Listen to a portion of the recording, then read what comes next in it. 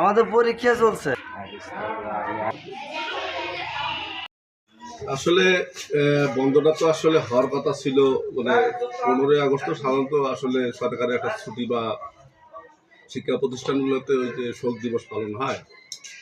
আগে বিগত বছরগুলোতে এভাবে করে আসছিল। তা আমার স্কুলে আসলে পরীক্ষাটা হওয়ার কথা ছিল 12 তারিখে শুরু হবে।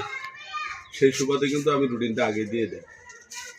ক্লাব পরীক্ষা রুটিনটা দেওয়ার কারণে এখন বাচ্চা কাচ্চা তো জানি যে 15ই আগস্ট জাতীয় শোক দিবস, এই উপলক্ষে তো আসলে বন্ধই থাকে প্রতিষ্ঠান। বা আমার সেই হিসাবে প্রতিষ্ঠান যদিও কার্যক্রম ছিল না, কিন্তু সকাল থেকে আমার বাচ্চা কাচ্চা যেগুলো আবার স্বাভাবিকভাবে পড়াশোনা করার জন্য একটু আসে। কিন্তু আসলে অরিজিনালি 15ই আগস্টের বন্ধটা তো আসলে ঘোষণাগুলো সরকার 13 তারিখ কিংবা 14 তারিখ এটা নিয়ে দ্বিধাদ্বন্দ্ব ছিল। পরীক্ষার রুটিনটাই আমার বাচ্চাগুলোর কাছে, জনগণের কাছে থাকার কারণে বাচ্চারা জানে যে ওই দিন পরীক্ষা নেই। আমার আসলে পরীক্ষা মানে ওই দিন পরীক্ষা বন্ধ, শুক্রবার আর হলো বৃহস্পতিবারে বন্ধ আছে, শনিবার থেকে আবার পরীক্ষা চলবে। মানে পরীক্ষার কারণে ওই পরীক্ষার ওই ডেটটা পড়ার কারণে 15 তারিখের পরীক্ষাটা বন্ধ ছিল। এই কারণে আমার প্রতিষ্ঠানে আসলে কার্যক্রমটা 15 তারিখে শুধু স্বাভাবিক বাচ্চাগুলো যারা কোচিং করে বা প্রাইভেট করে তারাই আসছে, কিন্তু তাছাড়া স্কুল না, ওই পরীক্ষা বন্ধ আছে। স্কুল বন্ধ নাই, কিন্তু স্কুল খোলা আছে, কিন্তু আমার পরীক্ষাটা বন্ধের কারণে বাচ্চা কাচ্চার আগমন কম। মানে আমরা এসে জাতীয় পতাকা উত্তোলন দেখিনি এখন। আচ্ছা, জাতীয় পতাকা তুলবো, 10টা বাজে নাই, তুলবো এখন, সমস্যা নাই। তবে ইনশাল্লাহ আপনাদের ভুল ধারণা ভেঙে যাবে।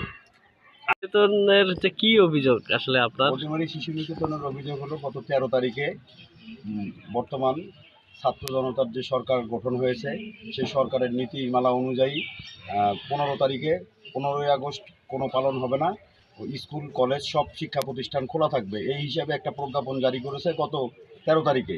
কিন্তু সেটাকে বৃদ্ধাঙ্গুলি দেখিয়ে বর্দিমারি শিশু নিকেতনের প্রধান শিক্ষক আব্দুল হালিম সে তার স্কুলের বাচ্চা কাচ্চাকে ছুটি দিয়ে দিছে এবং স্কুল 10টা পর্যন্তও স্কুল খোলা ছিল না, শুধু কোচিংয়ের কয়টা বাচ্চা কাচ্চা নিয়ে সেই স্কুল চালাইছে। এবং আমরা ওই কথা বলাতে সে ওই সব কোনো প্রজ্ঞাপনের